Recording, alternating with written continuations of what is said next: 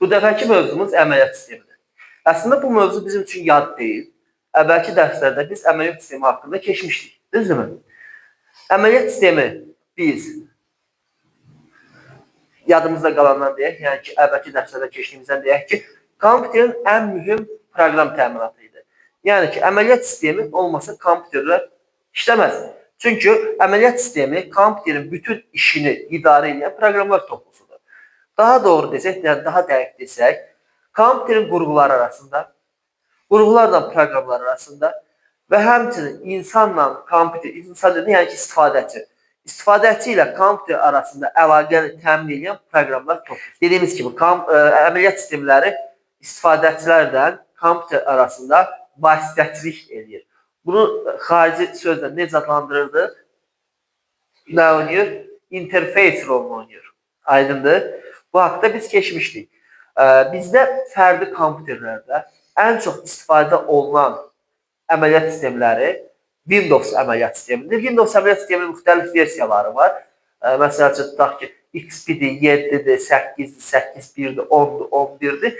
Yəni, bunları ayrı-ayrı əməliyyat sistemi kimi götürmürəm. Hamısını ümumiləşdirib Windows deyirəm. Windows əməliyyat sistemi fərdi kompüterlərdə ən çox istifadə olunan əməliyyat sistemi idi. Bizdə MacOS'lar var idi, Linux var idi. Bunlar da fərdi kompüterlərdə istifadə olunur. Bir də smart qurğular, smartfonlarda daha doğrusu, mobil kompüterlər deyək. Mobil kompüterlərdə istifadə olunanlar hansı var idi? Android idi, bir də iOS idi, düzdür. Bizdə amma, belə deyək, Windows əməliyyat sistemi Microsoft şirkətinin, amma ondan əvvəl daha da biri var idi. Fərqli biri var idi. Daha da biri yox, daha fərqli biri var idi. MS-DOS, Microsoft Disk Operation System sözlərin baş hərfidir. MS-DOS-umuz var idi bizdə. Aydındır? Bunlarla biz əvvəlki dərsdə tanışıq. Bura qədər kimisə sualı var? Kimisə bura qədər sualı var? Okay. Windows əməliyyat sistemi digər əməliyyat sistemləri kimi istifadəçilər üçün kompüterdə istifadəçilərin kompüterdə işləməsi üçün əlverişli mühit yaradır.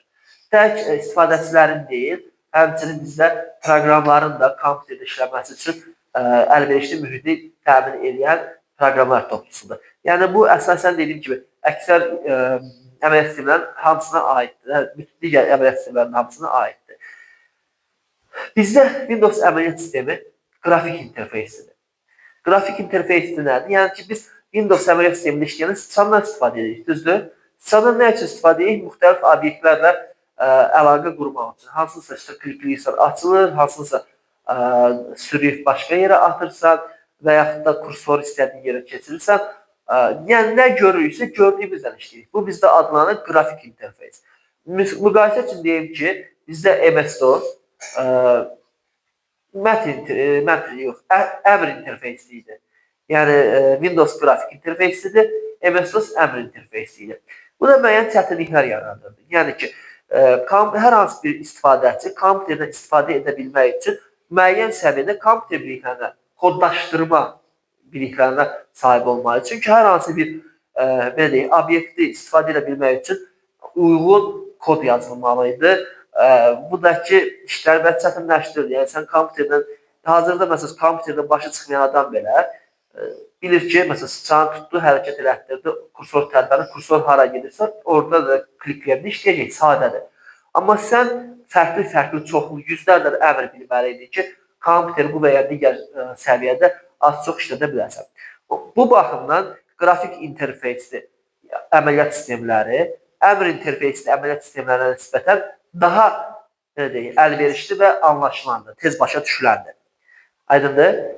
Windows əməliyyat sistemində bizdə müxtəlif obyektlər var ki, hansı ki biz qabaqda növbəti dərslərdə Windows əməliyyat sistemi keçəndə bunlarla yaxından tanış olacaq. Bizdə Windows sözün özü nədir? Nə deməkdir? Pəncərə, pəncərələr. Nəyə görə? Çünki bizdə bütün işlər hamısı müxtəlif pəncərələrdə görülür. Proqram pəncərəsi keçəcək, qovluq pəncərəsi keçəcək, ondan sonra sorğu pəncərəsi və s. müxtəlif pəncərə növləri keçəcək. Windows əməliyyat sistemi biz nədə işləyirsə, hamısı pəncərələrdən, müəyyən pəncərələr daxilindədir. Əlavə olaraq bizdə menyular var, panellər var, məsələn, idarə etmə paneli var, zolaqlar var, məsələn, tapşırıq zolağı və s. Aydındırmı? Bunlar bizlər Windows-un əsas belə deyək, obyektlərindəndir. Kimin sualı var? Bu dərs bir qədər qısa dərsdir və rahat başa düşülən dərs. Çünki əvvəldə keçmişik, bunu belə deyim, yad bir mövzu deyil.